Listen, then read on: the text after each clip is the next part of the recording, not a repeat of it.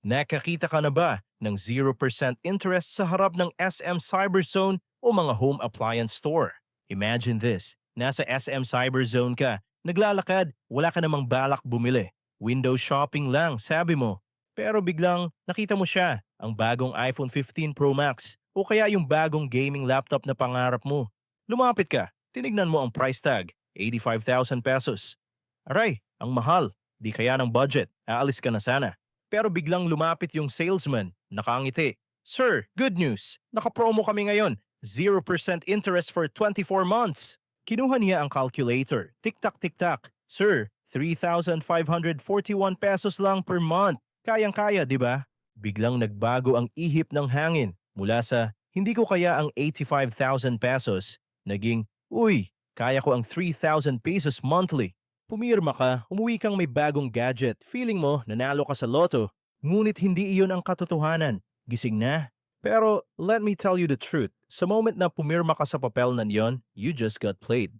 Hindi ka nakatipid. In fact, baka nagbayad ka pa ng 10,000 pesos hanggang 20,000 pesos na extra nang hindi mo namamalayan. Ang tawag dito ay the 0% interest lie. Today, we are going to dissect the biggest marketing scam in the Philippines. Hihimayin natin ang math, ang psychology, at ang hidden fees na nakatago sa maliliit na letra. Kung may binabayaran kang hulugan ngayon o nagbabalak kang kumuha, kailangan mong tapusin ang video na to or else you stay poor. Hi, my name is Juan at nag-o-obsess ako sa hidden costs, data, at kung paano tayo niloloko ng financial industry. Madalas, tinuturuan tayo na affordability is monthly payments. Maling-mala yun. Kung nahihirapan kang makaipon kahit malaki ang sweldo mo dahil puro monthly bills ang inaatupag mo at feeling mo alipin ka ng credit card statement mo, please click that subscribe button at kung makatulong ito sa iyo, hit the like button na rin. Sa video na ito ay isang masterclass. Mahaba ito dahil hindi pwedeng i-explain ang budol sa 5 minuto lang. Ipapakita ko sa iyo ang cash price laban sa SRP scam, ang processing fee ng home credit at BNPL, ang psychology kung bakit masakit magbayad ng cash, ang exact math kung paano ka nawawala ng pera. Kumuha ka ng notebook, kumuha ka ng kape. Let's do the math. Dapat nating malinaw na maunawaan ang pagkakaiba sa pagitan ng cash accounting at installment accounting. Unahin natin ang pinakamalaking kasinungalingan. 0% interest means walang patong. Technically, totoo. Walang interest rate na nakasulat sa resibo. Pero ang tanong, ano ang base price mo? Dito sa Pilipinas, may dalawang presyo ang lahat ng gadgets at appliances. Or SRP, Suggested Retail Price. Ito ang presyo pag installment o credit card. Cash price. Ito ang presyo pag nagbayad ka ng buo ngayon. Let's look at the data. Actual market check. Pumunta ako sa Abenson SM Appliance at Octagon kahapon.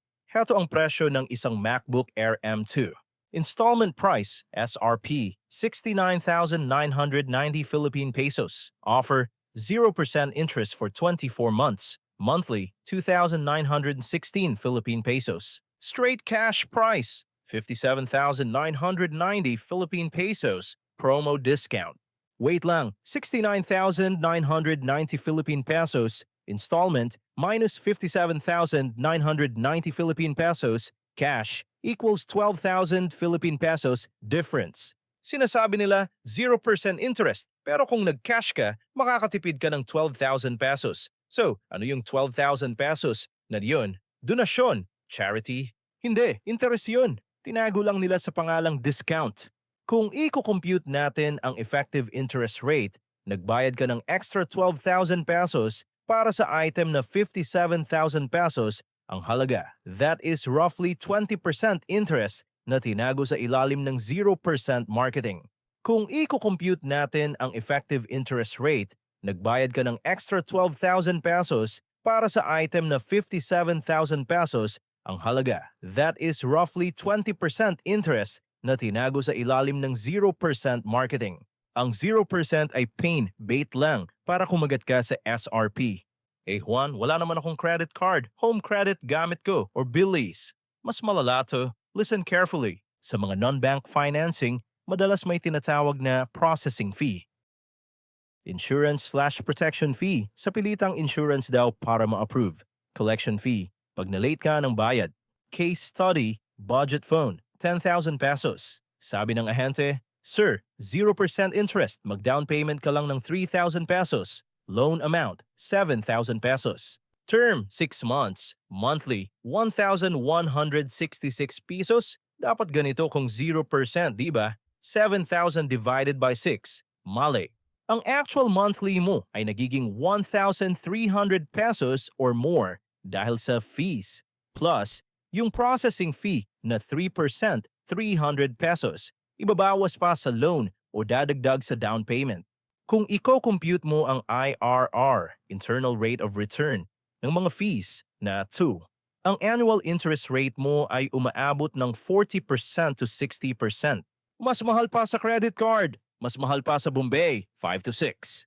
Pero di mo ramdam. Bakit? Kasi 100 pesos lang naman ang dagdag per month eh. Diyan tayo nadadali. Sa lang. Small numbers trick our brain. Akala natin mura. Pero sa percentage, hold-offers na ang rates. Bakit tayo nahuhulog dito? Tanga ba tayo? Hindi. Matalino ka. Pero ang utak mo, wired for survival, not for finance. May concept sa behavioral economics na tinatawag na the pain of paying. Kapag naglabas ka ng 50,000 pesos cash, physical na masakit yun. Uma-activate ang insula sa utak mo, yung part na gumagana pag nasusugatan ka o nakakaamoy ng mabaho. Ayaw ng utak mo ng sakit. Pero kapag sinabi kong, swipe lang sir, 2,000 pesos lang next month, nawawala ang sakit. Ang tawag dito ay payment decoupling. Hinihiwalay natin ang saya ng pagbili, consumption, sa sakit ng pagbabayad, payment. Dahil hindi masakit, gumagastos tayo ng sobra, overspending. Research shows that people spend 12% to 18% more when using credit cards versus cash. Kaya ka bumibili ng iPhone Pro Max kahit sapat na ang Android na tag 10,000 kasi hindi mo ramdam ang bigat ng presyo. Ang 0% installment ay anesthesia, pampamanhid habang inooperahan ang wallet mo. Ngayon, pag-usapan naman natin ang opportunity cost. Ano ang nawala sa iyo dahil pinili mong mag-installment sa SRP instead na mag-ipon para sa cash price. Balik tayo sa MacBook. Price difference, 12,000 pesos. Kung nag-ipon ka muna ng 6 months at binili mo ng cash, you save 12,000 pesos instantly. Kung ininvest mo yung 12,000 pesos na yun sa MP2, 7% dividend. In 10 years, magiging 24,000 pesos yun. In 20 years, magiging 46,000 pesos yun. Dahil sa pagmamadali mong makuha ang gadget ngayon, instant gratification, tinapon mo ang potential na 46,000 pesos ng future mo. Isipin mo yan bago ka pumirma. Is that gadget really worth stealing from your future self? Kailan okay ang installment? Juan, bawal na ba talaga mag-installment? Masama ba talaga? Hindi. Tools lang yan. May good debt at bad debt. Kailan sulit ang 0% installment? One rule only. Kung ang cash price ay sama sa installment price. Kung walang discount sa cash, then take the 0% installment. Bakit? Kasi dahil sa inflation, average 4 to 5% sa Pinas, ang 1,000 pesos mo ngayon ay mas mahalaga kaysa sa 1,000 pesos next year. Kung babayaran mo sila later gamit ang pera na mas mababa na ang value, panalo ka. Pero, at malaking pero to, kailangan may pambayad ka na ngayon na nakatago sa bangko at kumikita ng interest.